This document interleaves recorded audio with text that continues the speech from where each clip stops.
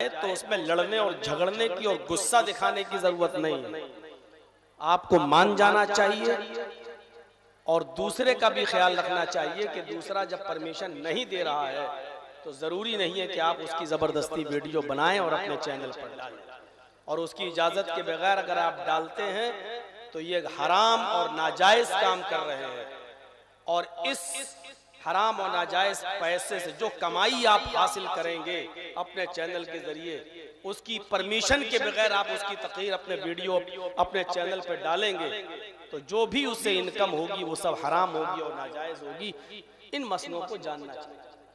बहरहाल मैं रिक्वेस्ट ही कर सकता हूँ, आप हमारा ताउन करेंगे, हेल्प करेंगे, कोऑपरेट करेंगे हमको, तो आइंदा बार बार आने का दिल करेगा। और नहीं आप हमारा कोऑपरेट करेंगे, हमारी मदद करेंगे, तो आप एक ही बार तो बना सकते हो, बार बार तो आप जबरदस्ती हमें बुला भी नहीं सकते हो अपने इलाके में। तो ये सब चीजें फ्यूचर को लेकर और सोच कर आदमी को चलना चाहिए। आपने बहुत कुछ सुना है, बहुत से लोग आए हो, उन्होंने गुफ्तगू की होगी। अब मेरा नंबर है, मैं भी आपके सामने बोल रहा हूं, अल्लाह से ये दुआ करते हुए कि इलाहुल आलमीन जो बातें कही गई हैं और अब कही जा रही हैं उनमें जो बातें सही हो, कुरान और हदीस पर मबनी हो, ऐ अल्लाह हमें उन तमाम लोगों की बातों पर अमल करने की तौफीक अता फरमा। मैं आपके सामने क्या बोलना चाहता हूं वो अभी थोड़ी देर में आपको खुद ही पता चल जाएगा। मैंने कुरान करीम की एक आयत पढ़ी है आपके सामने।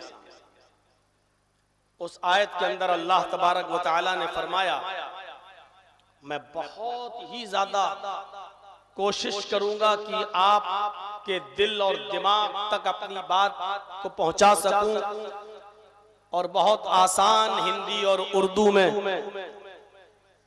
लफ्ज इस्तेमाल करके मैं अपनी बात आप के दिल तक उतार सकूं, ये जानते हुए कि आप बंगाली माहौल के हैं और आपकी मादरी जबान बंगला है।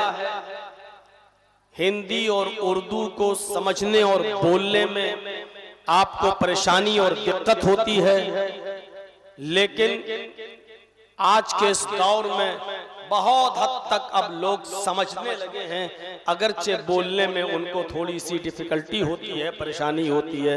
अल्लाह ताला हम सबको समझने की और समझकर उस पर अमल करने की तौफीक अता फरमाए। या अय्युहल्लज़ीना आमनू तूबू इलल्लाहि तौबतन नसूहा।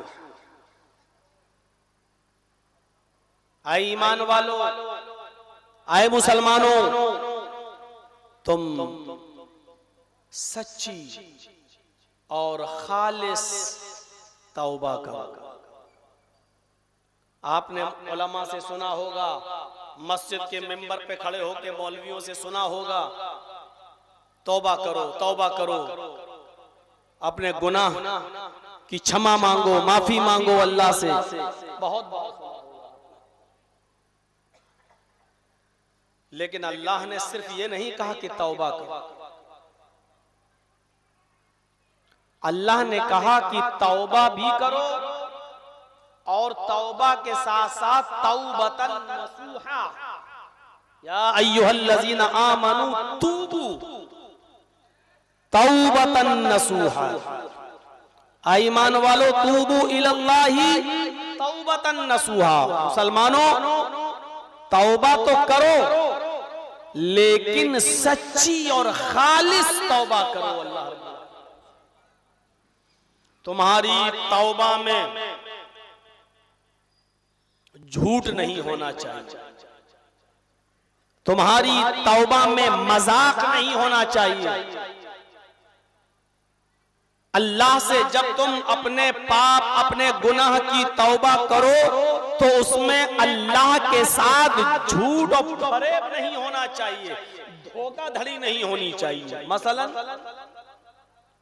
रात में बिस्तर पर सोने जा रहे हैं और उससे पहले कह रहे हैं अल्लाह हमने जो गुनाह किए माफ कर दे, अल्लाह हमने शराब पिया है हमको माफ कर दे, अल्लाह हम जुआ खेले हैं हमको माफ कर दे। आपने तौबा की और सो गए और सुबह उठने के बाद आपने फिर शराब पीना शुरू कर दी, फिर झूठ बोलना शुरू कर दिया, फिर आपने चोरी करना शुरू कर दी, फिर आपने सूद और ब्याज का कारोबार और बिजनेस शुरू कर दिया, तो गोया आप तौबा नहीं कर रहे हैं बल्कि अपनी तौबा के साथ झूठ बोल रहे हैं अल्लाह से, धोखाधड़ी कर रहे हैं अल्लाह से और मजाक कर रहे हैं। या अय्युहल्लज़ीना आमनू तूबू इलल्लाहि तौबतन नसूहा, ऐ ईमानो वालों ऐ मुसलमानों तुम अल्लाह से सच्ची और खालिस तौबा करो। जब तुम सच्ची और खालिस तौबा करोगे असा रब्बुकुम अन युकफ्फिर अन्कुम सय्यआतिकुम, तो इस तौबा का फायदा ये होगा कि शायद अल्लाह रब्बुल आलमीन तुम्हारे गुनाहों को भी खत्म कर दे, तुम्हारे गुनाहों को मिटा दे।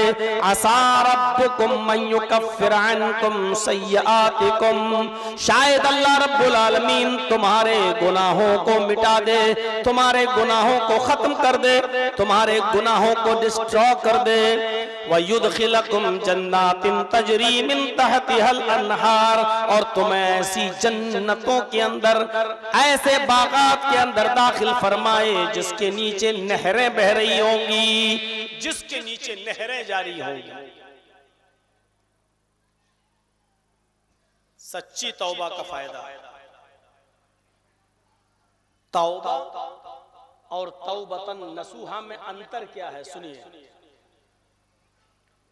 अल्लाह तू मुझे माफ कर दे, अल्लाह मेरे गुनाह बख्श दे, अल्लाह तू हमारे गुनाह को माफ फरमा दे, ये हो गई तौबा। कल होकर फिर हम वही काम करने लगे और फिर दुआ कर रहे हैं अल्लाह बहुत गुनाहगार है माफ कर दे, ये हुई तौबा। और तौबतन नसूहा किसको कहते हैं सुनिए। शराब का जाम गिलास हमारे हाथ में है, हम पीने के लिए होठों तक ले गए, अभी उसका 2 घूंट 2 मर्तबा मुंह में लिया और पिया ऐसे अचानक, नहीं नहीं बहुत गलत चीज है, नहीं पीना चाहिए, हराम है। कोई बात नहीं, थोड़ा मौसम साजगार है, आप लोग हंसेंगे तो डिस्टर्ब होगा ना। फौरन एहसास किया और छोड़ दिया। अभी आपने पूरा नहीं पिया, अभी आपने होठों तक ले गए, 2 बार पिया और एकदम नहीं नहीं नहीं बहुत गलत चीज है, हराम चीज है, आपने हटा दिया। नहीं, आपको नदामत हुई, ये क्या हुआ, ओह एक हराम चीज को मैंने हाथ लगा लिया, एक हराम चीज को मैं अपने मुंह तक ले गया, एक हराम चीज को मैंने पी लिया। उसी वक्त आपने रोक लिया और फिर नदामत शर्मिंदगी आपको हुई, पहली चीज। और दूसरी फौरन छोड़ दिया, नहीं अब नहीं पीऊंगा, आधा गिलास बाकी है अब नहीं पीऊंगा। पहली चीज आपने शर्मिंदगी का एहसास किया, नदामत हुई आपको कि नहीं पीना चाहिए, पहली चीज। दूसरी चीज फौरन छोड़ दिया, अब नहीं पिएंगे, आधा पी लिया अब नहीं पिएंगे। और तीसरी चीज, आय अल्लाह मैं वादा करता हूं तुझसे कि आज के बाद में शराब को कभी हाथ ही नहीं लगाऊंगा, आइंदा उसको कभी दोबारा न पीने का अज़्म, इरादा और हौसला और वादा, प्रॉमिस, ये भी अल्लाह के सामने किया जाए। ये 3 चीजें जब तक हमारे अंदर पैदा नहीं होंगी, तौबा तौबतन नसूहा नहीं। 3 चीजें पहली चीज नदामत, शर्मिंदगी, बहुत गलत हुआ। दूसरी चीज फौरन उसी वक्त छोड़ दिया, तर्क के गुनाह फौरन उसी वक्त। और तीसरी चीज, मैं अब आइंदा उसको कभी नहीं पीऊंगा। ये तीन चीजें जब तक हमारी तौबा में शामिल नहीं होंगी, तौबतन नसूहा नहीं है। अल्लाह ने तौबा करने का हुक्म नहीं दिया, अल्लाह ने तौबतन नसूहा कहा। सच्ची तौबा होनी चाहिए, खालिस तौबा होनी चाहिए। या अय्युहल्लज़ीना आमनू तूबू इलल्लाहि तौबतन नसूहा। ऐ मेरे बंदो, ऐ ईमानो वालो, ऐ मुसलमानों, अल्लाह से तौबा करो और खालिस सच्ची तौबा करो। तौबा किसकी की जाती है? गुनाह की। इसका मतलब यह है कि इंसान इस दुनिया में आया है तो उससे गुनाह भी होगा। दुनिया में कोई इंसान ये सोच ले कि हमसे गुनाह ही ना हो, ऐसा हो ही नहीं सकता। अगर इंसान से गुनाह ही ना हो तो इंसान ही कहां है? फिर तो वो फरिश्ता हो गया। उससे गुनाह होगा क्योंकि ये इंसान की फितरत, उसके नेचर में शामिल है कि उससे गुनाह होगा। अगर वो ये सोच ले कि हम बिल्कुल गुनाह ही नहीं करेंगे और कोई गुनाह ही ना हो, फिर तो वो फरिश्ता बन जाएगा। क्योंकि गुनाह ना करने की सलाहियत और गुनाह न करने का शौक, गुनाह न करने का जज्बा अल्लाह ने सिर्फ फरिश्तों के अंदर रखा है। उनसे गुनाह नहीं हो सकता। इंसान से गुनाह होगा, और जब गुनाह होगा तभी तो तौबा भी बताई। गुनाह तो होगा, और यही इंसान की सबसे बड़ी खुसूसियत है। यही कमाल है कि इंसान से नेकियां भी होती हैं और इंसानों से गुनाह भी होते हैं। आज हमारी बात को जरा गौर से सुनिएगा। नई तरीके की और दूसरे अंदाज की बातें हो रही हैं आज आपके सामने। इंसान से गुनाह होगा और इंसान का कमाल भी यही है कि उससे गुनाह हो। अगर इंसान से गुनाह ही ना हो तो फिर इंसान ही नहीं रह गया, वो फरिश्ता हो जाएगा। अल्लाह ने इंसान को गुनाह करने का की भी सलाहियत दी है और नेक काम करने की भी सलाहियत दी है। अल्लाह ने खुद कुरान करीम के अंदर फरमाया, फ़अल्हमहा फुजूरहा व तक़वाहा। देख रहे हैं अल्लाह ने खुद इंसान के बारे में क्या फरमाया? फ़अल्हमहा फुजूरहा, हमने इंसान को फिस्क व फुजूर और गुनाह करने का इल्हाम भी किया। यानी गुनाह करने की, फिस्क व फुजूर काम करने की, गलत काम करने की सलाहियत भी हमने इंसान को दी। गलत काम करने की सलाहियत भी हमने इंसान को दी। व तक़वाहा, और गुनाहों से, गलत कामों से बचने की सलाहियत भी हमने इंसान को दी। ये दोनों सलाहियतें अल्लाह ने इंसान को दी हैं। फरिश्तों के अंदर एक सलाहियत है बस, क्या है? सिर्फ नेक काम करने की, सिर्फ सजदा करने की, सिर्फ अल्लाह का हुक्म मानने की। अल्लाह की नाफरमानी करने की कोई सलाहियत उनके अंदर नहीं है। अब आप समझ लीजिए, फरिश्ते गुनाह कर ही नहीं सकते। चोरी इंसान करता है, फरिश्ते चोरी कर ही नहीं सकते। क्यों नहीं कर सकते? क्योंकि अल्लाह ने फरिश्तों को चोरी करने की ताकत दी ही नहीं है। शराब इंसान पी सकता है, फरिश्ते शराब नहीं पी सकते। क्यों? क्योंकि अल्लाह ताला ने खाने और पीने, यहां तक के शराब नोशी की भी सलाहियत अल्लाह ने फरिश्तों को नहीं दी। रास्ते में आने वाली किसी भी हसीन और जमील और खूबसूरत लड़की को सिर्फ इंसान ही देख सकता है, गलत नजर से, शहवत की नजर से।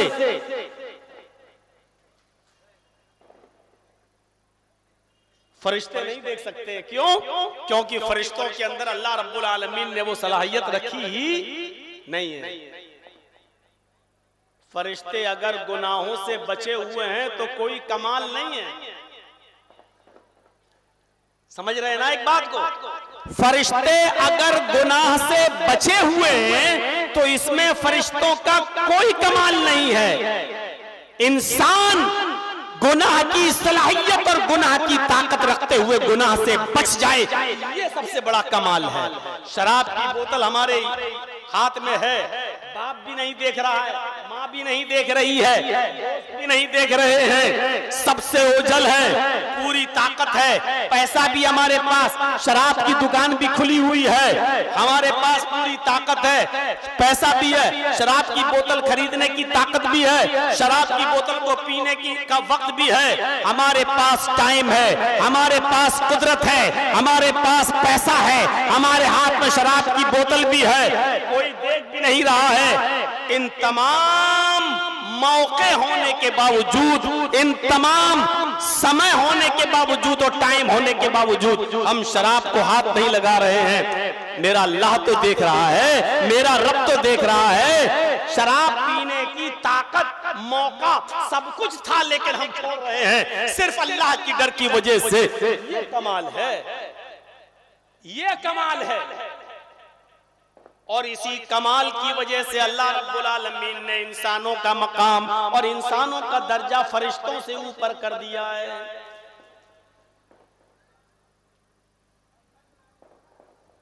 एक तरफ ये आतिशबाजी भी हो रही है, दूसरी तरफ तकरीर भी। बहरहाल कोशिश करिएगा गौर से सुनने की, और मैं भी कोशिश कर रहा हूं बहुत स्लो और बोलकर आपको अपनी बात समझाएं।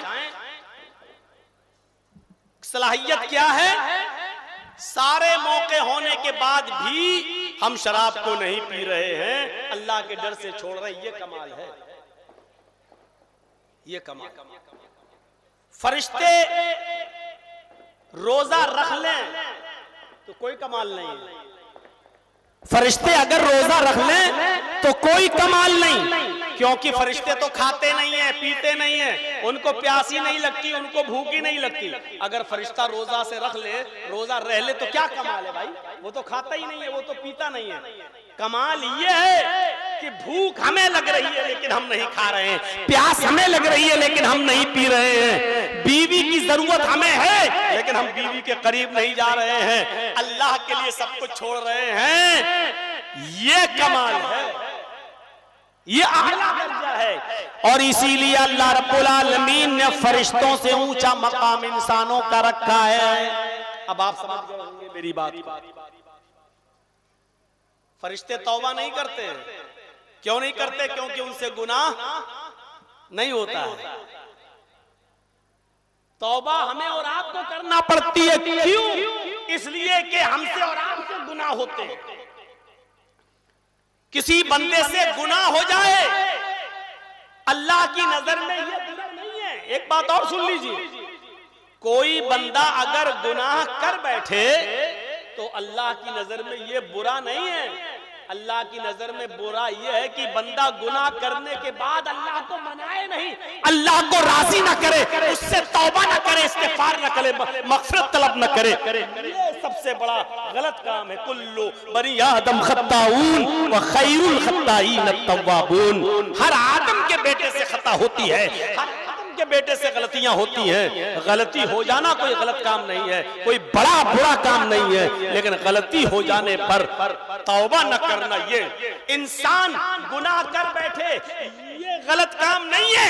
गलत काम ये कि गुनाह पर गुनाह करता चला जाए और उसको तौफीक ना हो तौबा करने की, उसको तौफीक ना हो ये दुआ पढ़ने की कि अल्लाहुम्मा ग़फ़िरली वरहमनी वहदनी वआफ़िनी वरज़ुक़नी, उसको ये तौफीक ना हो दोनों सजदों के बीच में ये दुआ पढ़ने की, रब्बिग़फ़िरली रब्बिग़फ़िरली। गुनाह पे गुनाह करता रहे लेकिन उसको ये तौफीक ना हो दुआ पढ़ने की, अल्लाहुम्मा इन्नी ज़लमतु नफ्सी ज़ुल्मन कसीरा वला यग़फिरुज़्ज़ुनूबा इल्ला अंता फ़ग़फ़िर ली मग़फ़िरतम मिन इंदिका वरहमनी इन्नका अंतल गफ़ूरुर रहीम।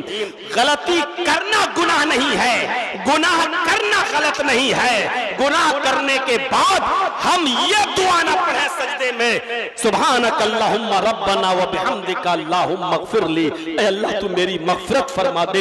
ये गलत है, ये गुनाह है, ये सरकशी है, ये तकब्बुर है। अल्लाह रब्बुल आलमीन फिर कहता है एक तो गुनाह भी कर रहा है और दूसरे ये कि गुनाह करने के बाद मेरे पास आकर, मेरे घर में आकर गिड़गिड़ाता भी नहीं है, रोता भी नहीं है, पछताता भी नहीं है और अपने गुनाह की माफी भी नहीं मांगता है।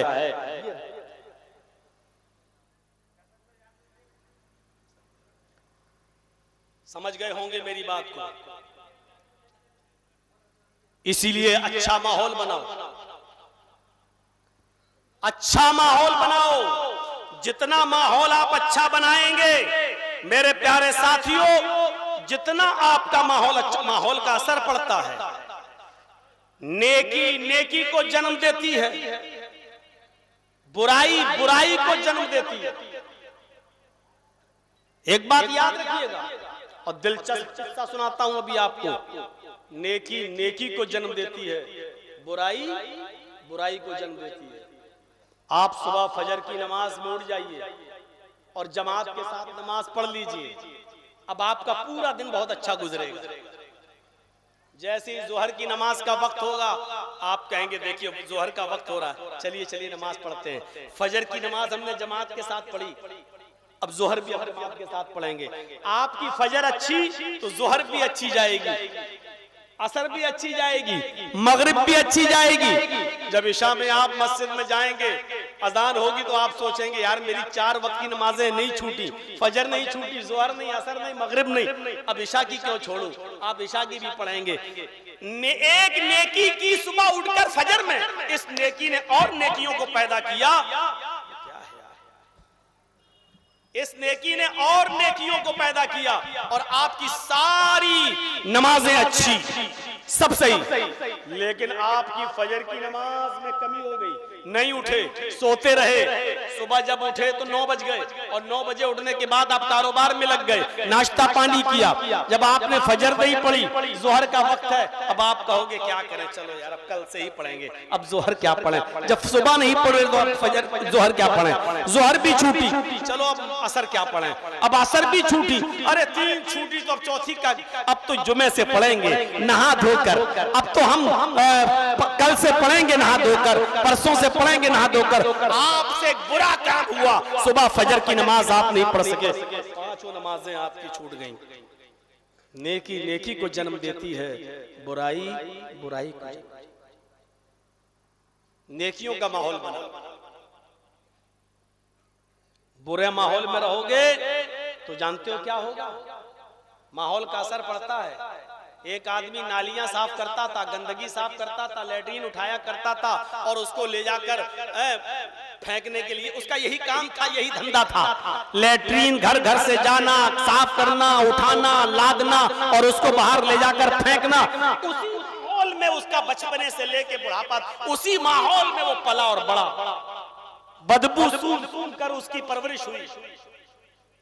एक दिन वो इत्र की गलियों से गुजर रहा था, खुशबू की गली से, खुशबू के मोहल्ले से, जहां इत्र की फैक्ट्री थी वहां से गुजर रहा था। उसने देखा नाली से भी खुशबू आ रही है, उसने देखा पूरी फैक्ट्री खुशबू से महक रही है। किसी ने उसको एक इत्र की शीशी दे दी, ये इत्र की शीशी ले लो, सूंघो जरा।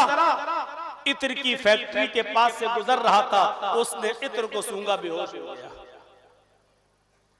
जिसने पूरी जिंदगी बदबू सूंघी हो उसको इत्र दे दिया जाए, ऊद दे दो, जन्नतुल फिरदौस दे दो, शमामा दे दो, मजमुआ दे दिया, उसने सूंघा, बेहोश हो गया।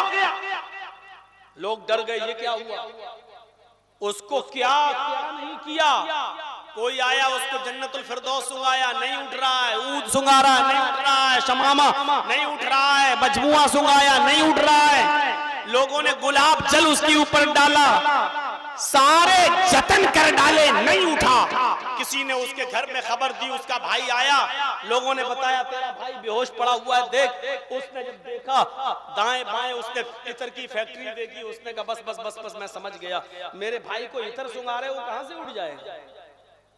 फिर वो अपने मोहल्ले में गया और थोड़ी सी गंदगी लेकर आया, लैट्रीन लेके आया, गलाजत लेके आया, और फिर उसने उसकी नाक के पास उस गलाजत को रखा, उस बदबू को सुंघाया। उसका भाई फौरन उठ गया और उठ के सीधे उसके घर चला गया। क्यों? क्योंकि उसको उस चीज की जरूरत थी जिस माहौल में वो रहा है। जो माहौल उसको दिया गया, उस माहौल में वो रहा, तो खुशबू कहां से पसंद आएगी। औरंगाबाद में रहने वाले लोगों और इस बस्ती के लोगों, जब तुम शराब का माहौल दोगे, जुए का माहौल दोगे, लाडलाओं का माहौल दोगे, बेपर्दगी और बेहयाई का माहौल दोगे, और तुम ये सोचो कि इस माहौल में हमारे बच्चे इब्ने तैमिया बनकर निकले, इब्ने कय्यम बनकर निकले, कहां से हो सकता है।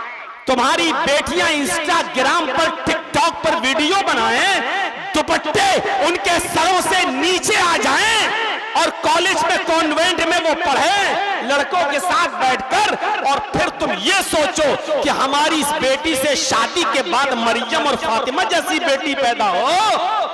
नहीं, माहौल आप कौन सा दे रहे हो। और कल मैंने बताया था तकरीर में, अलीपुर मऊनाथ भंजन की एक लड़की जो आलिमा थी, जो मदरसे से पढ़ के निकली थी, आलिमा थी, फाजिला थी, मौलवियत की डिग्री लेकर निकली, आलिमा फाजिला।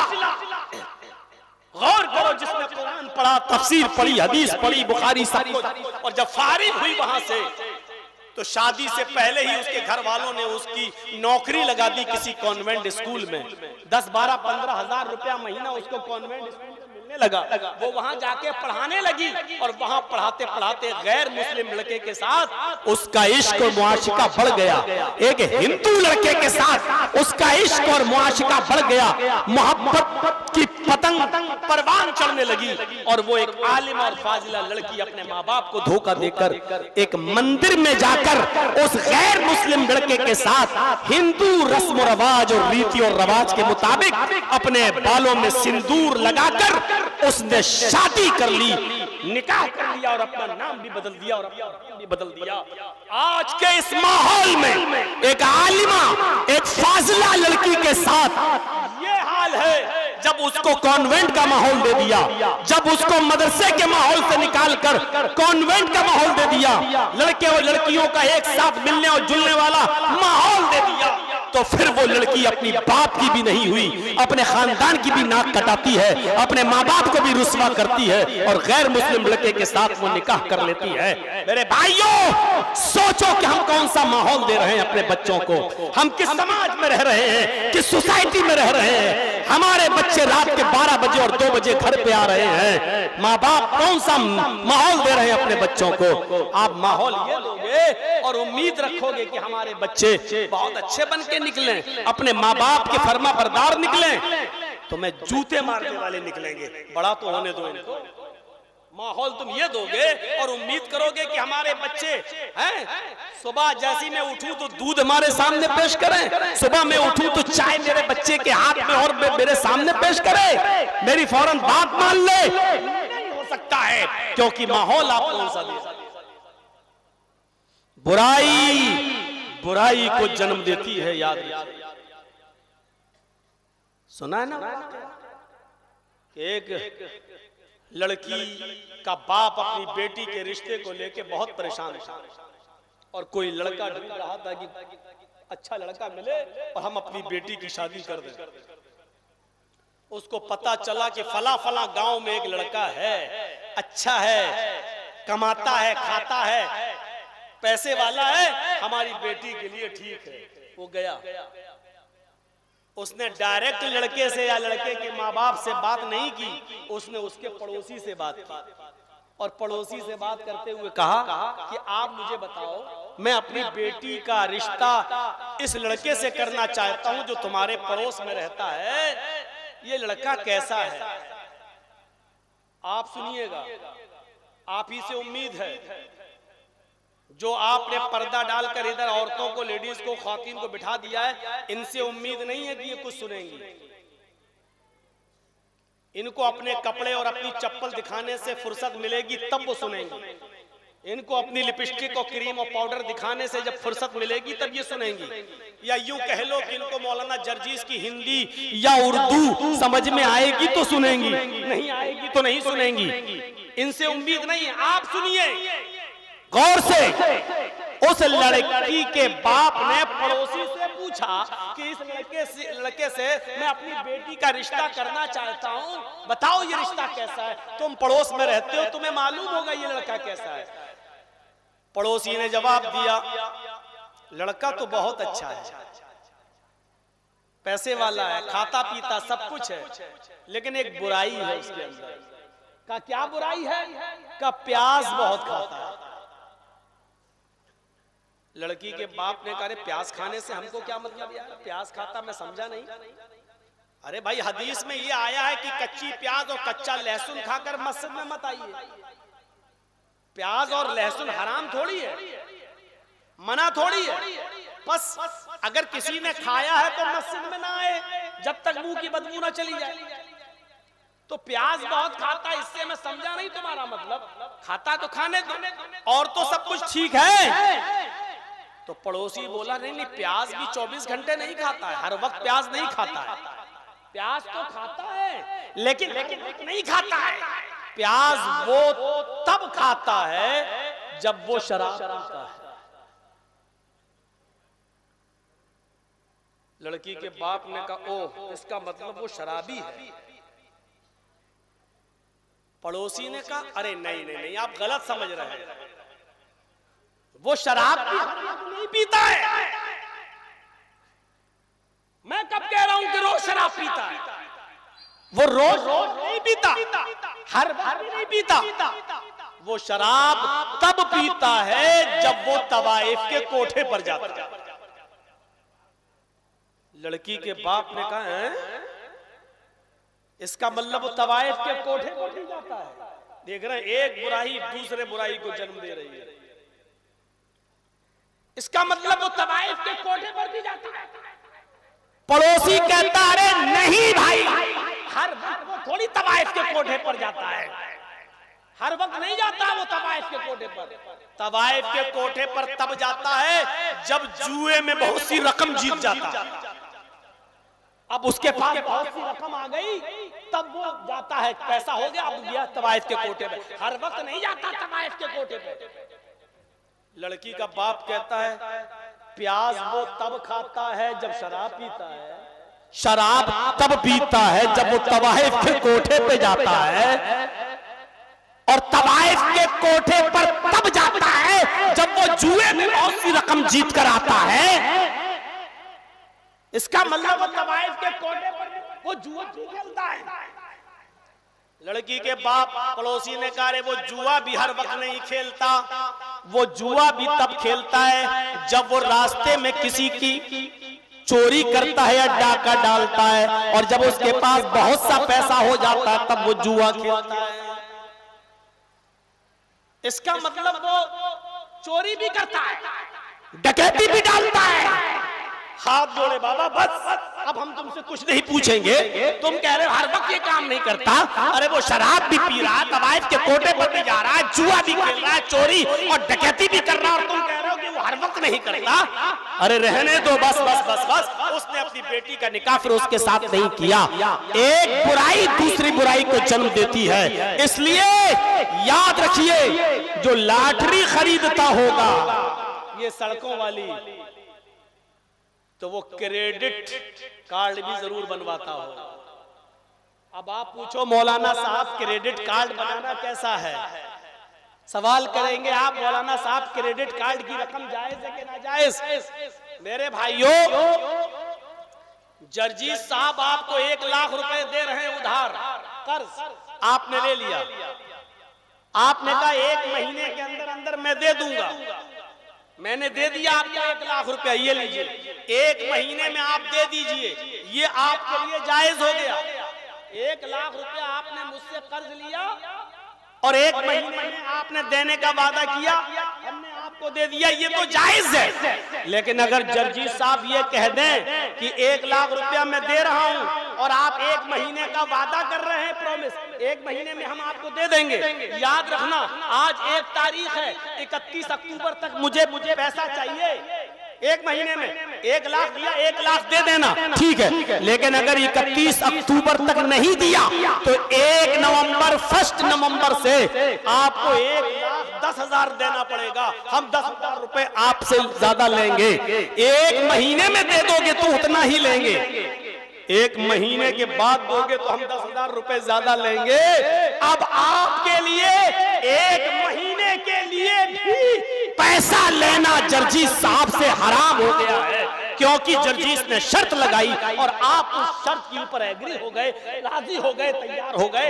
अब आपको 1 महीने में देना भी चाहते हैं और बगैर सूद के देना चाहते हैं, लेकिन फिर भी अब आप नहीं ले सकते हैं, क्योंकि हमने शर्त लगा दी उसके अंदर कि 1 महीने के बाद हम 1,10,000 लेंगे और आप तैयार भी हो गए कि ठीक है 1 महीने में नहीं दिया तो अगले महीने हम 1,10,000 देंगे। अब चाहो तो 1 महीने में 1 ही दे दो मुझे, लेकिन आपने शर्त पर ले तो लिया है पैसा, आप इस पर एग्री तो हो गए हैं। अब यही रुपया आपके लिए हराम हो गया, नाजायज हो गया, कोई शक्ल नहीं रही अब इसकी जायज।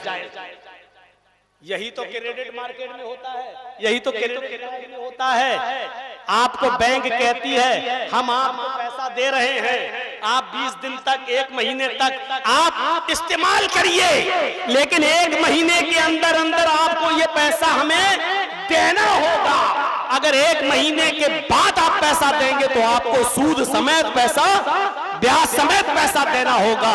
इसलिए क्रेडिट कार्ड बनवाना और क्रेडिट कार्ड से शॉपिंग करना और क्रेडिट कार्ड को इस्तेमाल करना सूद और ब्याज की एक शक्ल है, और ये भी हराम है, और ये भी बिल्कुल वही शक्ल है कि या कुलो है जिसने 1 दिरहम भी खा लिया, दिरहम और रिबा या कुलू हुआ यालम, जिस मर्द ने, जिस नौजवान ने या जिस इंसान ने दिरहम और रिबा का सूद का 1 दिरहम 1 रुपया भी खाया, वह हुआ यालम, और वो जानता है कि ये सूद का है, वो जानता है कि ये नाजायज है, वो जानता है कि ये ब्याज की कमाई है, 10,000 नहीं, 20,000 नहीं, 1 दिरहम भी जिसने खा लिया, 1 रुपया भी, अल्लाह के नबी कहते हैं कि अशद्दो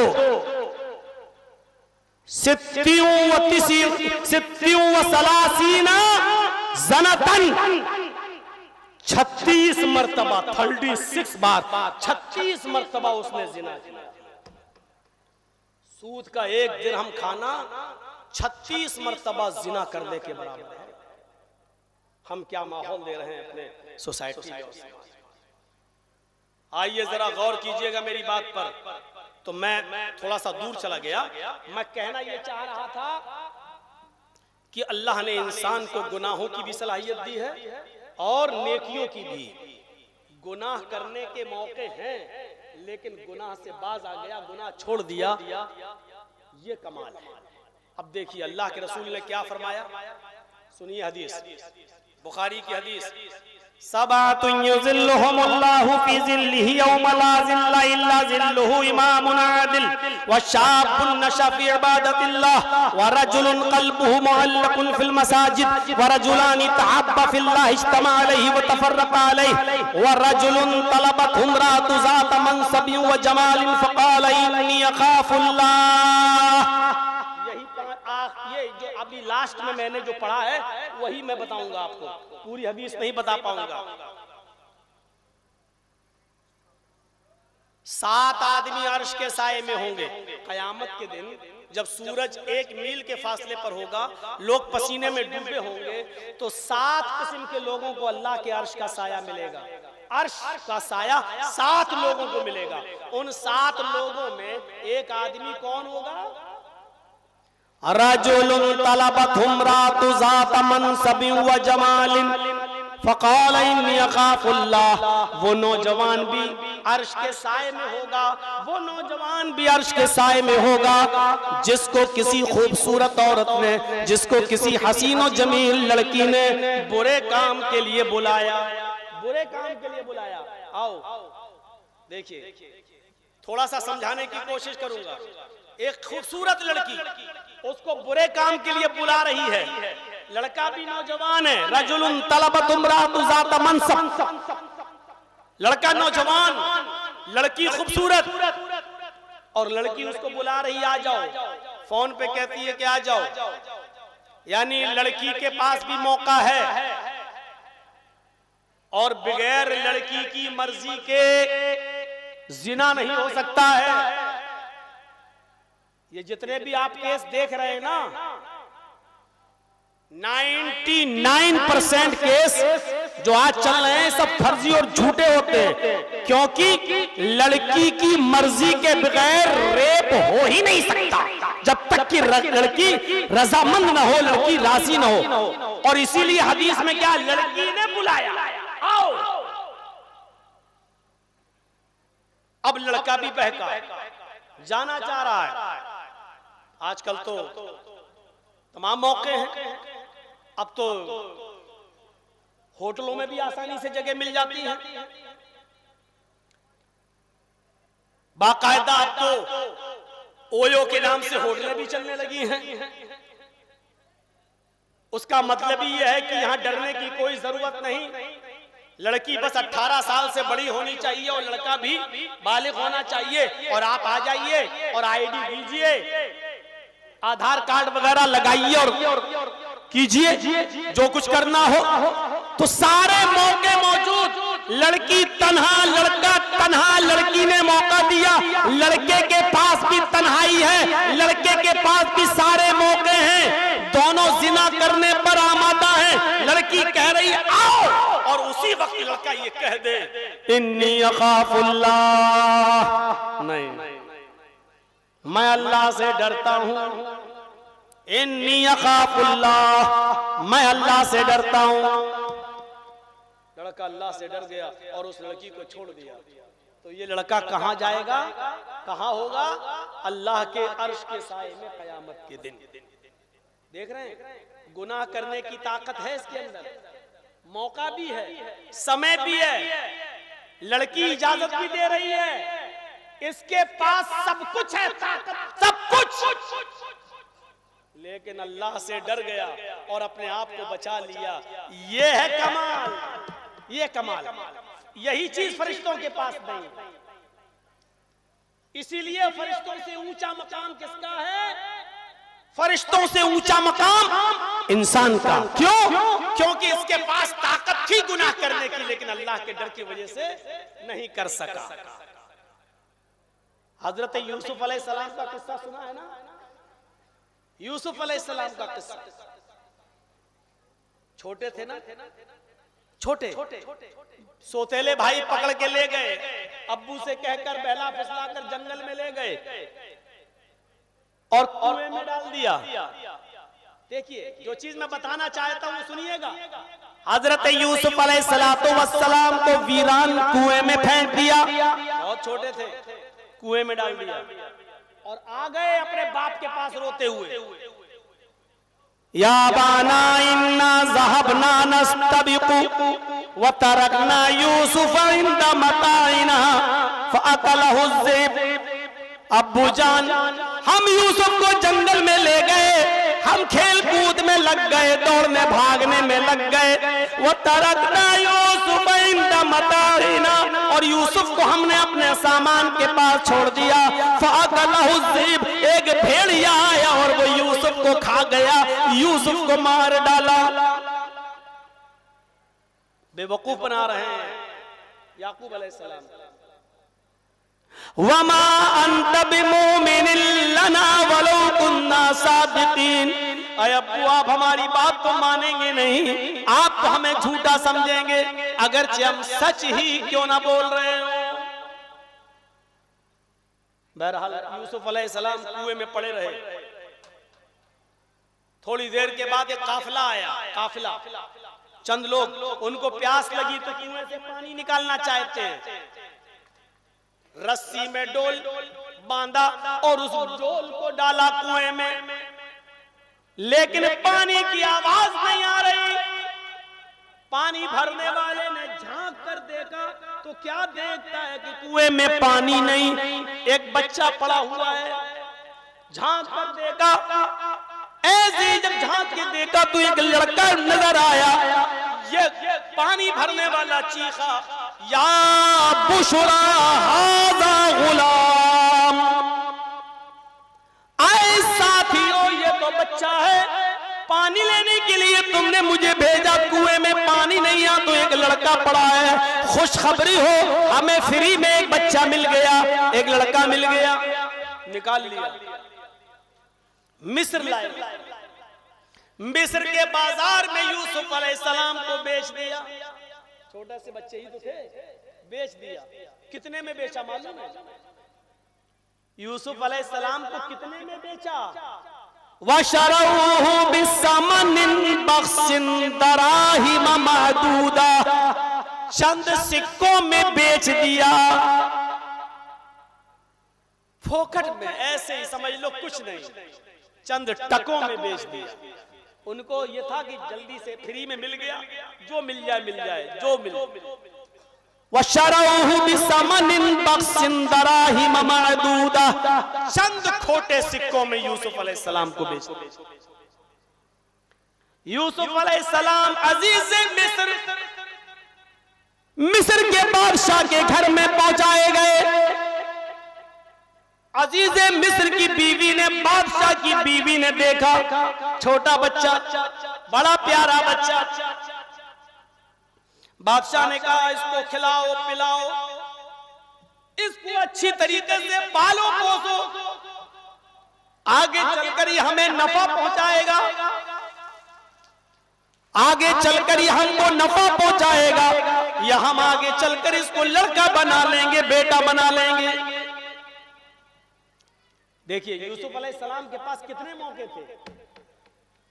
नौजवानों, आज तो मैं समझा रहा हूं, सुनिएगा, कितने मौके थे यूसुफ अलैहिस्सलाम के पास। यूसुफ अलैहिस्सलाम बड़े होने लगे, फिर बालिग हो गए, धीरे धीरे बढ़ते गए, खाते गए, पीते गए, बड़े होते गए और बालिग हो गए।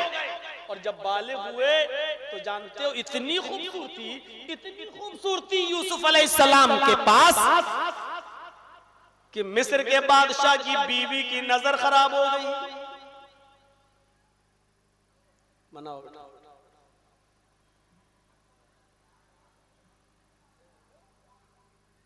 अब बना क्या करो। जब इतना कहने के बाद भी आप ना माने तो फिर या तो हम बेशरम हैं या फिर आप।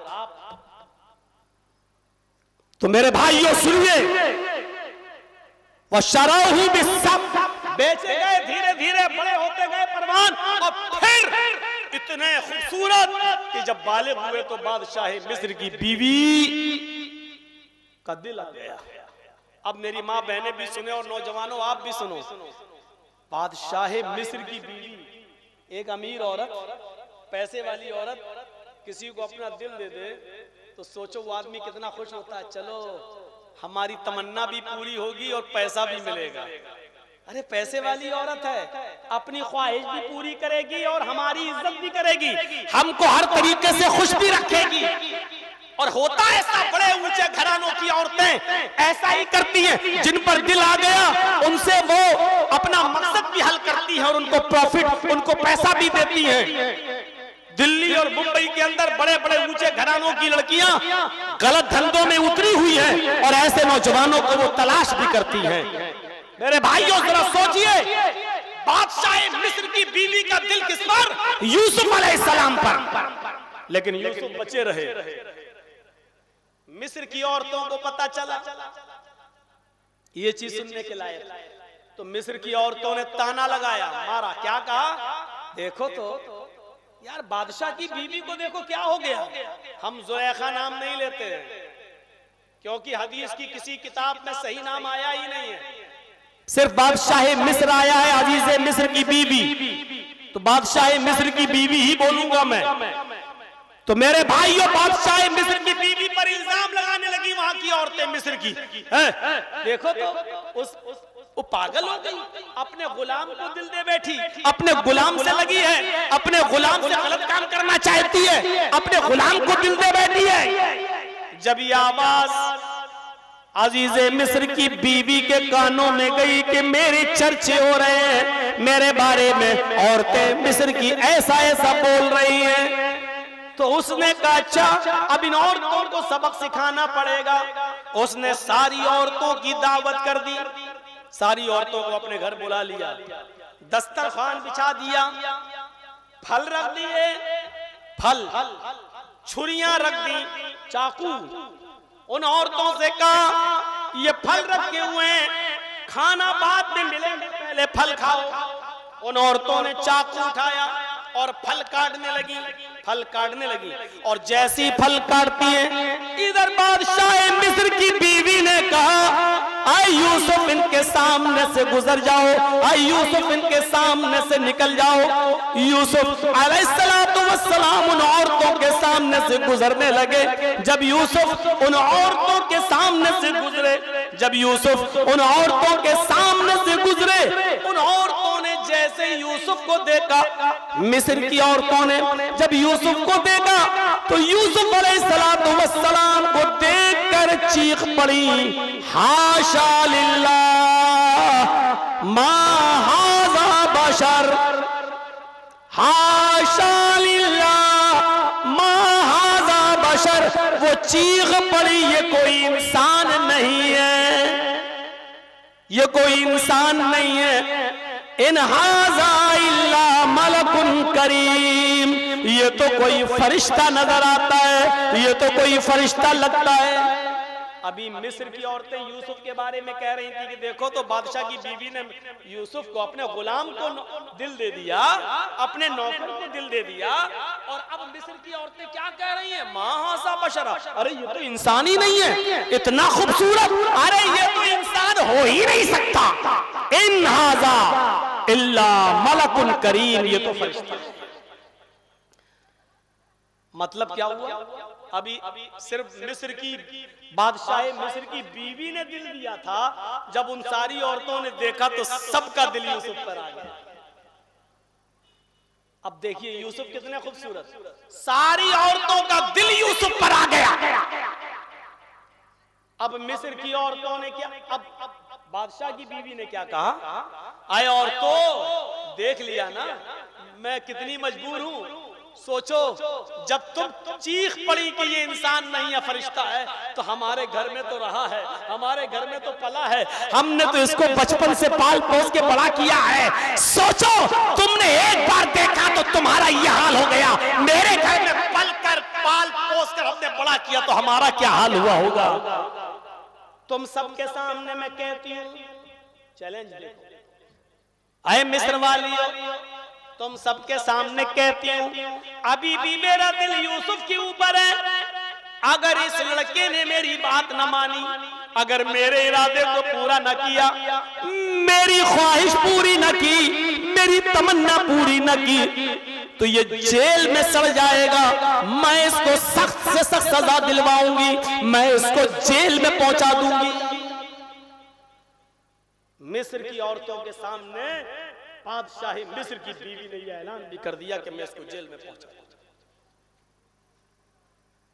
यूसुफ अलैहिस्सलातु वस्सलाम के पास दो ही रास्ते थे, या तो अपनी मालिकन का, बादशाह मिस्र की बीवी की बात मान लें और चुपचाप उसके इरादे को पूरा कर लें और सब कुछ फायदा उठाएं, पैसा भी मिलेगा, दौलत भी मिलेगी, सब कुछ मिलेगा, क्योंकि बादशाह तो चला जाता है दरबार में, घर में ही अकेले में पूरा मौका, और फिर बचपन से पाला, कौन शक करेगा, कौन शक करेगा भाई, अकेले इस लड़के के साथ तुम कमरे में क्या कर रही थी, कौन शक करेगा, बचपन से पाला उसको, सारे मौके थे यूसुफ अलैहिस्सलातु वस्सलाम के पास।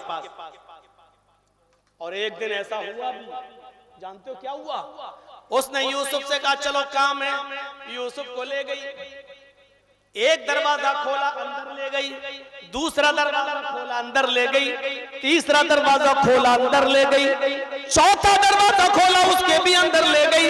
कितने दरवाजे थे उनकी कोई गिनती तो नहीं, लेकिन एक से ज्यादा दरवाजे थे, इसलिए कि जमा का सेगा कुरान में आया है, वग़ल्लक़तिल अब्वाब, उसने सारे दरवाजे बंद कर दिए। कितनी अंदर ले गई होगी अल्लाह बेहतर जाने। जब वो अंदर ले गई, यूसुफ को क्या मालूम कि ये मुझे कहां ले जा रही है, खिलाती है पिलाती है, मैं इसके घर रहा हूं, ले जा रही है तो चलना चाहिए।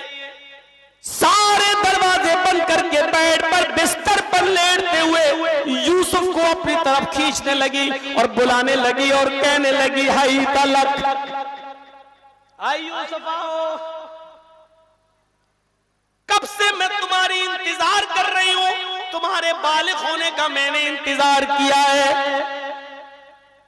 यूसुफ, अब सब्र का पैमाना मेरा लबरेज हो चुका है, अब जल्दी आओ और जो ख्वाहिश मेरी उसको पूरा करो, जल्दी आओ। कोई डरने की जरूरत नहीं, सारे दरवाजे बंद हैं, आए यूसुफ आ जाओ और मेरे इरादों को, मेरी आरज़ुओं को, मेरी तमन्ना को पूरा करो। फरमाया माज़अल्लाह, अल्लाह की पनाह। यूसुफ अलैहिस्सलाम के पास मौका नहीं था क्या? मौका था, और उसकी बात मान भी लेते तो पांचों उंगली घी में थी। कितना ऐशो आराम में रखती वो, कितने सुख देती वो, क्योंकि बादशाह की बीवी है, किसी चीज की कमी नहीं थी उसके पास। लेकिन इसके बावजूद यूसुफ क्या कह रहे हैं, माज़अल्लाह, अल्लाह की पनाह, मैं अपने आका की बीवी के साथ ऐसा नहीं कर सकता। वो उठती है बिस्तर से, आते हो या नहीं, यूसुफ वहां से भागते हैं।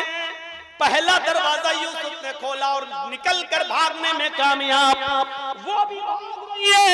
यूसुफ ने दूसरा दरवाजा खोला, दूसरे दरवाजे से भी भागने में कामयाब, वो भी पीछे पीछे भाग रही है।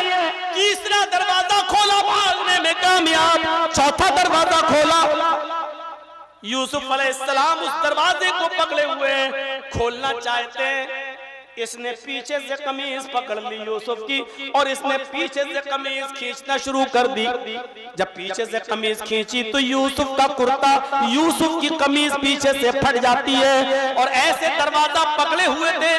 उसने जब यूं खींचा तो यूसुफ भी ऐसे करते हुए दरवाजा खुलता गया और यूसुफ जमीन के ऊपर गिर पड़े। उधर बादशाह की बीवी भी जमीन के ऊपर गिर पड़ी, और जैसे ही दरवाजा खुला तो सामने बादशाह मिस्र की बीवी का शौहर खड़ा है, उसका हस्बैंड खड़ा हुआ है दरवाजे पर।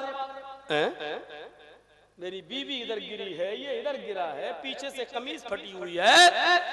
औरत जल्दी से उठती है। औरतें मकरो फरेब में बड़ी माहिर होती हैं, बड़ी एक्सपर्ट होती हैं। इनके अगर आंखों में आंसू आ जाए तो समझ लो अब किसी पर कयामत आने वाली है, चाहे वो आंखों में आंसू मगरमच्छ के ही क्यों ना हो। इनके आंखों के आंसुओं में बड़ी ताकत होती है, इनके झूठे और फर्जी आंसुओं में भी बड़ी ताकत होती है। हर शादीशुदा औरत उन आंसुओं से अच्छी तरीके से वाकिफ होगा, सब जानते होंगे। और शौहर से ज्यादा कौन पहचान सकता है कि औरत के फर्जी आंसू कौन से होते हैं और हकीकी आंसू कौन से होते हैं। रोते हुए अपने शौहर के पास जाती है और कहती है आपकी बीवी पर जो गलत नजर डाले उस आदमी की सजा क्या होनी चाहिए, उस शख्स की सजा क्या होनी चाहिए जो आपके अहल पर गलत नजर डाले, आपकी बीवी पर, यानी उल्टा इल्जाम लगा। और इल्जाम लगाकर जेल में पहुंचाकर ईमानी।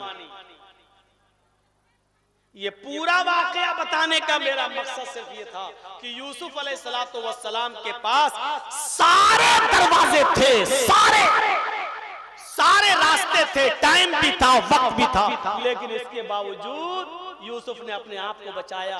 यही इंसान का कमाल है, जिसके पास सारे रास्ते हो, सब कुछ पावर और कुदरत और ताकत हो, लेकिन अपने आप को बचा ले।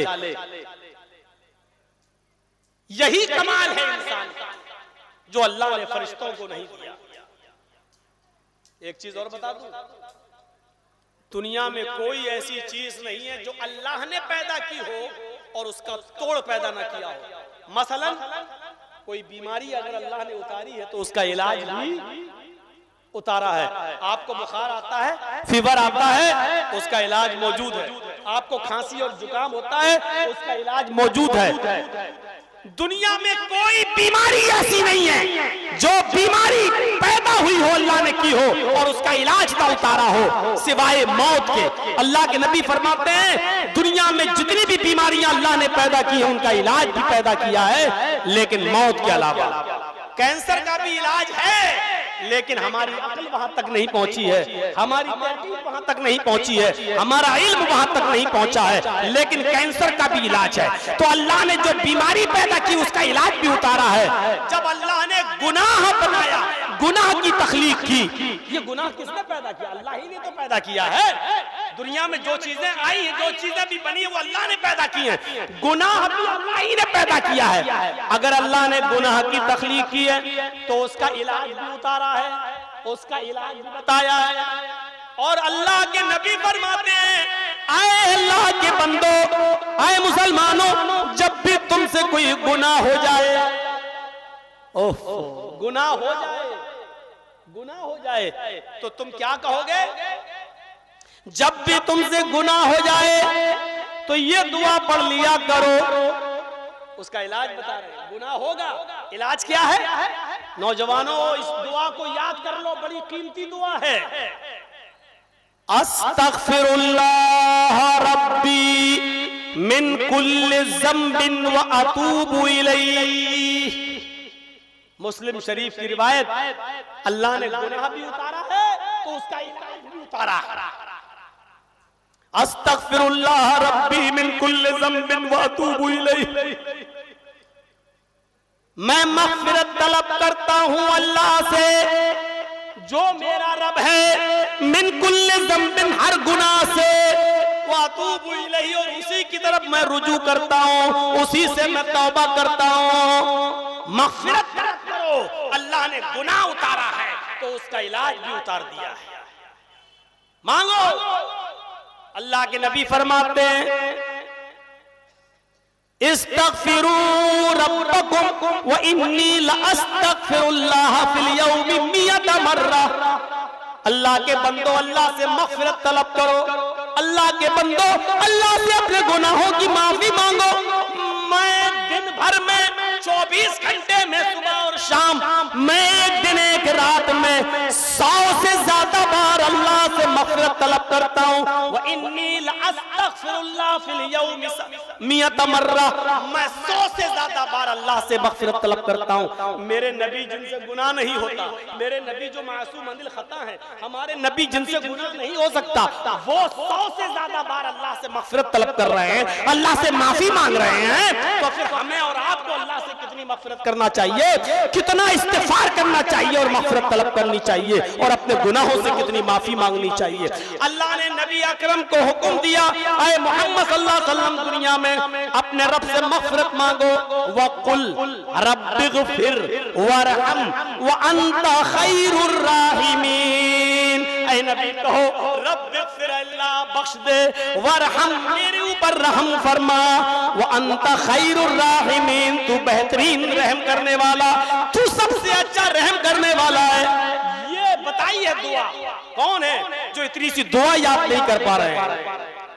अल्लाह को वो लोग बहुत अच्छे लगते हैं जो दुआ करते हैं, तौबा करते हैं, इस्तिग़फ़ार करते हैं। अल्लाह को ऐसे ही लोगों की जरूरत थी, अल्लाह को ऐसे ही मखलूक को पैदा करना था। इबादत करने वाले तो फरिश्ते कम नहीं थे।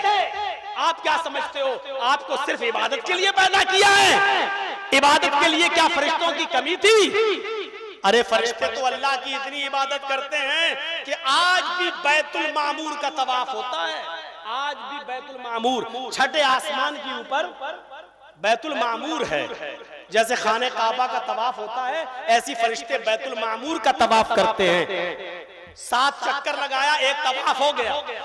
फरिश्ते जो 7 चक्कर लगाने के बाद बैतुल मामूर का तवाफ करते हैं, उसके बाद लाइन में खड़े हो जाते हैं, लाइन में कि दोबारा जब नंबर आएगा तब हम तवाफ करेंगे। आपको मालूम है उन फरिश्तों का फिर कब नंबर आता है? जो फरिश्ता एक बार तवाफ कर लेता है बैतुल मामूर का, दोबारा जब पीछे खड़ा हो जाता है तो कयामत तक उसका दोबारा नंबर नहीं आएगा। अब आप गौर करें कि कितने फरिश्ते हैं जो तवाफ करने में लगे हैं, अल्लाह की इबादत में लगे हुए हैं। इबादत करने के लिए फरिश्तों की कमी नहीं थी। अल्लाह ने ऐसी मखलूक को पैदा किया है जो इबादत भी करेगी और गुनाह भी करेगी, और जब गुनाह करेगी तो अल्लाह से मग़फ़िरत भी तलब करेगी। फरमाया, आए मेरे बंदो, अगर फरिश्ते बनने की कोशिश की और दुनिया में अगर तुमने ये चाहा कि हमसे कोई गुनाह ही ना हो और कोई गुनाह तुम ना करो और तुमसे गुनाह ही ना हो, फरिश्ता बनने की कोशिश करोगे, यस्तब्दिल कौमन गैर कौमिन, तो हम तुम्हें हलाक कर देंगे, हम तुम्हें बर्बाद कर देंगे, हम तुम्हें मिटा देंगे। हमें ऐसी मखलूक की जरूरत ही नहीं है। हम फिर ऐसी मखलूक को दुनिया में पैदा करेंगे जो दुनिया में आएगी, गुनाह भी करेगी और अल्लाह से तौबा और इस्तिग़फ़ार भी करेगी। हमें ऐसी मखलूक की जरूरत है जिससे धोखे से अनजाने में गुनाह भी हो और फिर वो गुनाह के बाद अपने रब से माफी भी मांगे। आपको एक और पॉइंट की बात बता दूं, जिस मखलूक से गुनाह नहीं हो सकते यानी फरिश्ते, अल्लाह ने उनको जमीन का खलीफा भी नहीं बनाया, खलीफतुल अर्ज़ नहीं बनाया, और जिससे गुनाह होते हैं इंसान, अल्लाह ने उसको खलीफतुल अर्ज़ बना दिया, जमीन का खलीफा बनाया। आदम अलैहिस्सलाम को की तख्लीक की, रूह डाली, जन्नत में भेज दिया, उनकी पिछली से हव्वा को पैदा किया और दोनों से कहा जन्नत में रहो, खाओ पियो, लेकिन इस दरख्त के करीब मत जाना। जरा सोचिएगा, अल्लाह ने क्या कहा? इस दरख्त के करीब मत जाना बस, जबकि उस जैसे दरख्त बहुत थे जन्नत में, लेकिन इस दरख्त के पास मत जाना बस। और आदम और हव्वा कहाँ गए? उसी दरख्त के पास गए जहां से मना किया था। गए नहीं बल्कि अल्लाह ताला ले गए। अगरचे शैतान जरिया बना, शैतान ने बहकाया, लेकिन अल्लाह की मर्जी शामिल थी। अल्लाह को पहले से मालूम था हम आदम को पैदा करेंगे, आदम को जन्नत में भेजेंगे, आदम की साथ हव्वा को, और आदम हव्वा को दोनों को दरख्त का फल खिलवाया जाएगा, फिर इनको दुनिया में भेजा जाएगा। ये अल्लाह के इल्म में पहले ही से था। आदम अलैहिस्सलाम को जन्नत में भेजा और कहा कि इस दरख्त के फल के करीब मत जाना, लेकिन वो गए नहीं, बल्कि अल्लाह ताला की मशीयत शामिल थी, मर्जी शामिल थी।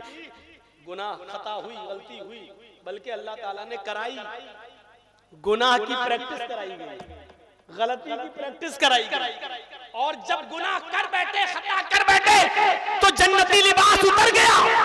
अल्लाह ने कहा जाओ दुनिया में, तुमने मेरी बात नहीं मानी, अब जाओ दुनिया में। जबकि डायरेक्ट अल्लाह जहन्नम में भी भेज सकता था, मेरी नाफरमानी की है ना, जाओ जहन्नम में, लेकिन नहीं, क्योंकि इसमें अल्लाह की मर्जी भी शामिल थी, खता भी हुई, शैतान ने कराई, लेकिन रब की मर्जी शामिल थी। जब दुनिया में भेज दिया आदम और हव्वा को, तो अब ये भी बताया कि खता तो कर बैठे, गलती तो कर बैठे, लेकिन अब मुझे मनाओ भी, तो दुआ भी बताई। तो आदम अलैहिस्सलाम ने दुआ क्या पढ़ी?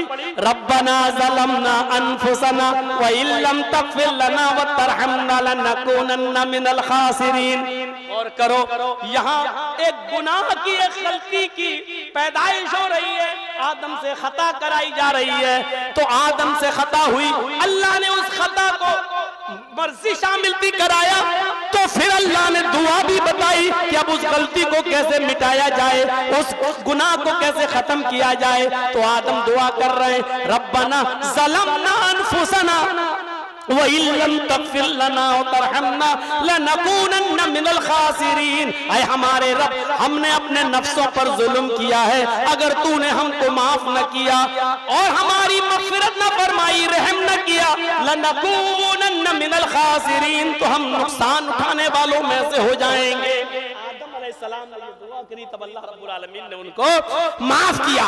गलती हुई तो दुआ भी बताई, शैतान को भी निकाला, और जब शैतान निकल रहा था जन्नत से, रांदे दरगाह किया जा रहा था, तो शैतान ने अल्लाह को चैलेंज किया और अल्लाह से क्या कहा? आए अल्लाह, आदम की वजह से तू मुझे भी जन्नत से निकाल रहा है ना, ठीक है, मैंने इनको सजदा नहीं किया तो तू मुझे निकाल रहा है।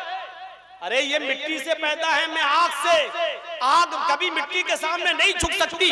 अरे मैंने गलत क्या कहा, लेकिन तूने मुझे इन आदम के और हव्वा के चक्कर में निकाला है, ठीक है। आय अल्लाह, कसम है मुझे अपने तकब्बुर की, कसम है मुझे अपने घमंड की, कसम है मुझे अपने तकब्बुर की। दुनिया में आदम की औलाद से आखिरी वक्त तक गुनाह के काम करवाता रहा। चैलेंज क्या किया, आय अल्लाह, मैं आदम की औलाद से दुनिया में आखिरी सांस तक उनसे गुनाह के काम करवाता रहूंगा। तो अल्लाह ने भी जवाब में क्या कहा, आए इब्लीस भाग, आए इब्लीस निकल, जा मेरे दरबार से। अगर तू मेरे बंदों को आखिरी वक्त तक बहकाता रहेगा, आखिरी सांस तक उनसे गुनाह के काम करवाता रहेगा, तो कसम है मुझे भी अपने इज्जत और जलाल की, कसम है मुझे भी अपनी किबरियाई की, मैं भी अपने बंदे की आखिरी वक्त तक की तौबा को कबूल करता रहूंगा और अपने बंदे की आखिरी वक्त तक के गुनाह को उनकी तौबा पर माफ करता रहूंगा। देख रहे हैं दोनों में, शैतान कह रहा मैं आखिरी वक्त तक गुनाह कराता रहूंगा, तो अल्लाह कह रहा मैं आखिरी वक्त तक अपने बंदे की तौबा को कबूल करता रहूंगा। शैतान कह रहा मैं आखिरी वक्त तक तेरे बंदे से गुनाह करके जहन्नम में अपने साथ ले जाऊंगा। अल्लाह कह रहा आखिरी वक्त भी अपने बंदे की तौबा कबूल करके हम उसको जन्नत में दाखिल कर देंगे। ये मामला देखिए आप, और फिर अंदाजा लगाइए तौबा और इस्तिग़फ़ार की फजीलत क्या होती है। गुनाह के इस माहौल में इस्तिग़फ़ार करो, जानते हो क्या होगा? हजरत नूह अलैहिस्सलातु वस्सलाम ने क्या कहा था, वस्तग़फ़िरू रब्बकुम इन्नहु कान गफ़्फ़ारा, अपने रब से मग़फ़िरत तलब करो, वो बहुत ही ज्यादा बख्शने वाला है। और जब तुम अपने गुनाहों की तौबा करोगे, मग़फ़िरत तलब करोगे, तो अल्लाह क्या नेमतें देगा। ये नेमतें हमें और आपको कब मिलेंगी? सुनो, मग़फ़िरत करोगे, मग़फ़िरत तलब करोगे, युरसिलिस समा अलैकुम मिदरारा, अल्लाह ताला आसमान से मूसलाधार बारिश बरसाएगा, तुम्हारे खेतों में पानी आएगा, कहत नहीं पड़ेगा, यानी सूखा नहीं पड़ेगा, अल्लाह आसमान से तुम्हें बारिशें देगा।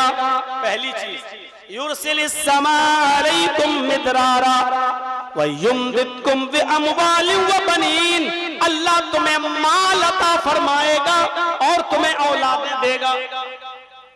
जिनके बच्चे नहीं है, शादी को 5-6 साल 10 साल 15 साल हो गए, औलाद नहीं हो रही है, मग़फ़िरत करें, दुआ करें, तौबा करें, इस्तिग़फ़ार करें। मेरे भाइयों, औलाद का न होना हो सकता है किसी गुनाह की वजह से हो।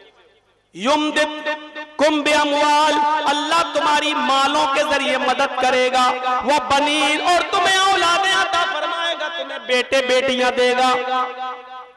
वयजअल लकुम जन्नातिन वयजअल लकुम अनहारा, अल्लाह तुम्हें बागात अता फरमाएगा, खेत अता फरमाएगा, तुम्हें सब्जियां अता फरमाएगा, हरियाली अता फरमाएगा, वो अनहारा, और तुम्हें बहते हुए चश्मे, नदियां और कुएं और पानी से नवाजेगा। अल्लाह तुम्हें ये नेमतें देगा। जब इस्तिग़फ़ार करोगे, मग़फ़िरत करोगे, तौबा करोगे, तो ये नेमतें मिलेंगी। और आखिरी बात बताता हूं, इतने कम मजमे में मैं कभी जिंदगी में नहीं ये बोला। ये मेरी 30 साल की तकरीर का रिकॉर्ड औरंगाबाद वालों तुमने तोड़ा। मेरी जिंदगी की ये सबसे कम पब्लिक, सबसे कम भीड़ है, आज तुमने इस रिकॉर्ड को भी तोड़ दिया है। हो सकता है बारिश की वजह से या कोई और वजह रही हो, मुझे नहीं मालूम, लेकिन आखिरी बात अब सुनते चलो। जब तुम्हारी तादाद भी न रही तो अब बोलने में वो बात भी न रही। सुनो, हजरत उमर फारूक के जमाने में कहत पड़ गया, सूखा पड़ गया। जब उस जमाने में सूखा पड़ता था तो लोग नमाज के लिए निकलते थे, इस्तिस्का, नमाज इस्तिस्का, बारिश की दुआ करने। हजरत उमर ने कहा लोगों निकलो, अब बारिश की दुआ की जाए। हजरत उमर एक मैदान में जमा हो गए, तमाम लोग जमा हो गए, नमाज पढ़ाई और उसी में हाथ उठाकर दुआ की।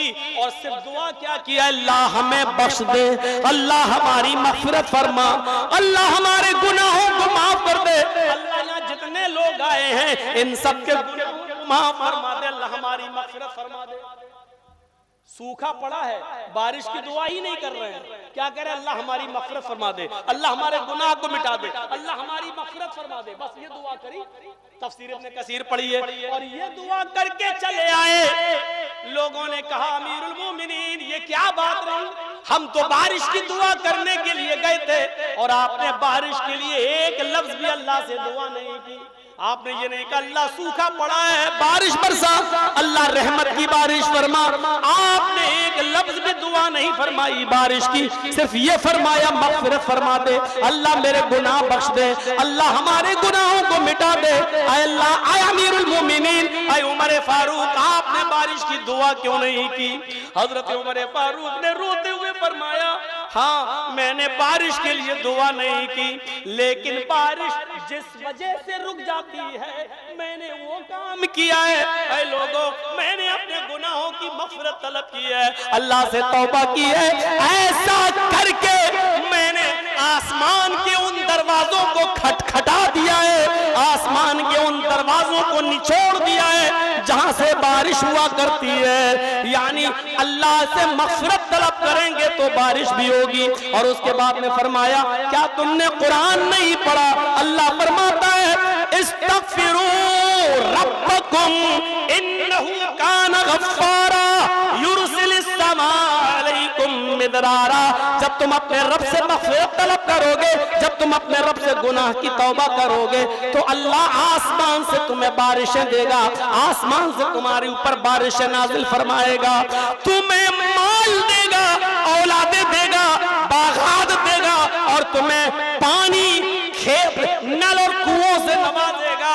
यजअल लकुम अनहारा, तुम्हें चश्मे देगा, नहरें देगा। ये सारी नेमतें गुनाहों से तौबा के बदले में मिलेंगी, इस्तिग़फ़ार के बदले में मिलेंगी। इस्तिग़फ़ार करो, गुनाह से तौबा करो और फिर माहौल को बनाओ। और वो मऊ की जो लड़की जो आलिमा और फाजिला है, जो भाग गई गैर मुस्लिम के साथ और आज हिंदू रस्म और रवाज के मुताबिक रह रही है, अपनी बेटियों को भी इस्लामी तालीम दो और माहौल दो। ऐसे स्कूलों में पढ़ने के लिए मत भेजो जहां लड़के और लड़कियां, गैर मुस्लिम लड़के और लड़कियां एक साथ पढ़ रहे हों। याद रखिएगा, महाराष्ट्र के अंदर 3 लाख लड़कियों ने, मुस्लिम लड़कियों ने एप्लीकेशन दे रखी है कि मेरा अपनी मर्जी से मैं शादी कर रही हूँ फला फला लड़के के साथ जो गैर मुस्लिम है। अगर मेरे माँ बाप, मेरे भाई अगर इंटरफियर करें तो मेरे बाप को और मेरे भाई की बात न मानी जाए, मैं अपनी मर्जी से शादी करने के लिए तैयार हूँ। गैर मुस्लिम रस्म और रवाज के मुताबिक 3 लाख लड़कियों ने महाराष्ट्र के अंदर ये एप्लीकेशनें दे रखी हैं। महाराष्ट्र की लड़कियों के अंदर इतनी हिम्मत कहां से पैदा हुई? उसकी वजह यही है कि आज हमने इस्लामी तालीम से अपनी बच्चियों को दूर रखा है और ऐसे स्कूलों में हमने पढ़ने भेजा है जहां लड़के और लड़कियां एक साथ बैठकर गैर मुस्लिम लड़के और लड़कियां पढ़ रहे हैं। उनकी बाइक पर बैठकर कैंटीन में चाय पी जा रही है। मेरे भाइयों, यूट्यूब पर आने वाली इन तमाम चीजों ने आज 9 और 8 साल की बच्चियों को भी जवान कर दिया है। आज 9 और 10 साल की बच्चियां भी वो सारी बातें जानने लगी हैं जो कभी शादी के बाद औरतें जाना करती थीं। आज वो 8 साल और 9 साल और 10 साल की बच्चियों को उन चीजों का इल्म हो गया है। हम आज सोए हुए हैं। हमें गौर करना चाहिए कि अपनी लड़कियों को कौन सी तालीम दें। मैं नहीं कह रहा हूं कि आप इंग्लिश मत पढ़ाओ, मैं नहीं कह रहा हूं कि आप MBBS मत कराओ, मैं नहीं कह रहा हूं कि डॉक्टरी मत पढ़ाओ। मैं सिर्फ ये कह रहा हूं ऐसे स्कूलों में भेजो जहां सिर्फ लड़कियां ही लड़कियां पढ़ती हों और जहां गैर मुस्लिम लड़कों के साथ आपकी बेटियां मिक्स ना हो, को एजुकेशन ना हो, एक साथ बैठकर न पढ़ रही हो, वरना खून के आंसू रोगे। क्योंकि गैर मुस्लिमों ने यह ऐलान कर दिया है कि जो भी हिंदू लड़का किसी मुस्लिम लड़की से शादी करेगा हम उसको 5 लाख का चेक देंगे, उसको एक रूम देंगे और 2 बच्चों का बाप जब बन जाएगा तो उस लड़की को तलाक दे दो, भगा दो, उन बच्चों को हिंदू बना लो, उनको अपने धर्म में लाओ और उस लड़की को धक्का देके निकाल दो। हो रहा है, आपको बता नहीं सकता कितनी मुस्लिम लड़कियां 2 बच्चों की मां बनने के बाद निकाल दी गई है, धुतकार दी गई है। अपने माँ बाप के पास भी नहीं आ सकती है क्योंकि माँ बाप ने भी अपने दरवाजे बंद कर लिए और जब वो गैर मुस्लिमों के साथ भागी थी तो माँ बाप ने कहा आज के बाद कि मेरे लिए मर चुकी है, वो अपने घर पे भी नहीं आ सकती हैं। अब उधर भी उनको जगह नहीं मिल रही है, निकाल दी गई है। हमारी बच्चियों के लिए दो ही रास्ते हैं, या तो जहर खा के खुदकुशी करके मर जाएं, या किसी तवाइफ खाने के कोठे पर जाकर अपने जिस्म को बेचने वाली बन जाए। इन दो रास्तों के अलावा कोई रास्ता नहीं है।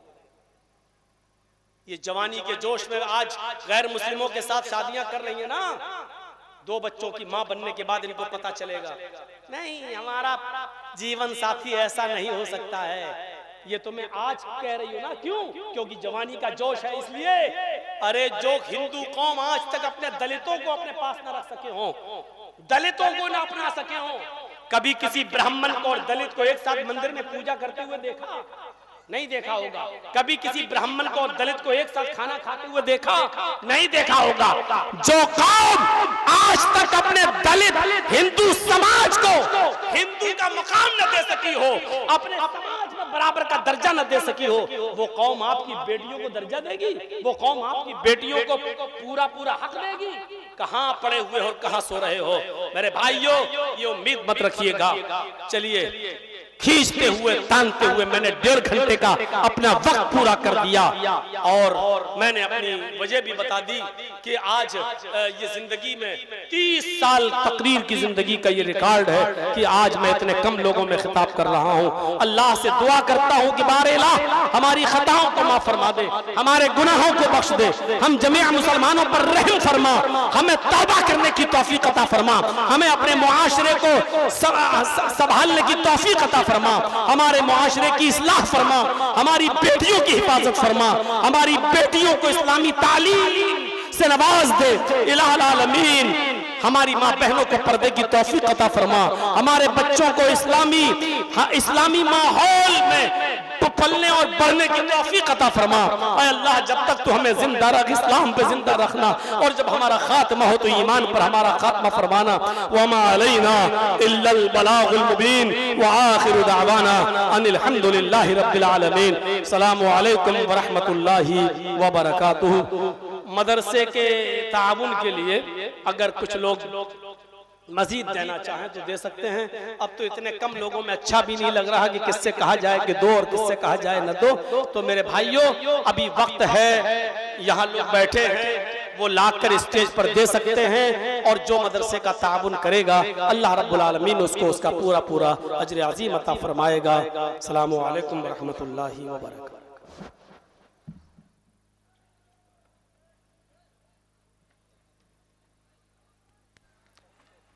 জাযাকাল্লাহ।